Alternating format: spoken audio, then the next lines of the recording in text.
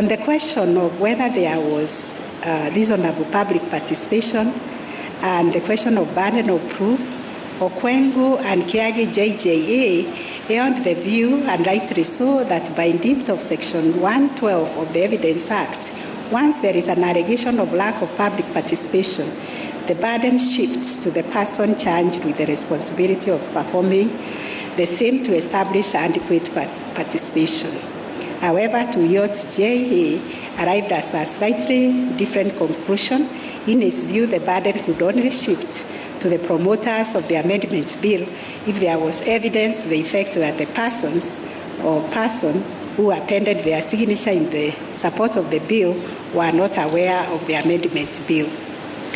The evidence before the court shows there was a reasonable attempt at public participation with respect to the impugned initiative. This view is supported by the evidence of Donis Wawero, co-chairperson of the BBI National Secretariat, in his affidavit sworn on 5th February 2022, which was in response to petition number 416 of 2020 by Morara Omoke. He deposed that BBI Task Force Steering Committee and the amendment bill were products of comprehensive consultative public engagement all over the Republic, which process entailed voluntary nationwide public participation. In addition, he annexed to his affidavit invitations, deliberations, reports, and memoranda to that effect.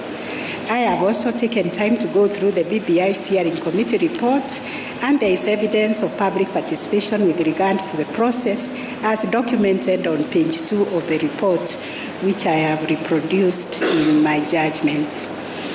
Lakini sisi tuna imani kubwa sana na mahakama zetu. Our judiciary is very professional, and I have no doubt in my mind that our eminent judges will protect and uphold the Constitution, the rule of law, and always make sure that the will of the people is sovereign. Na tukiwa, that is the way a good country runs.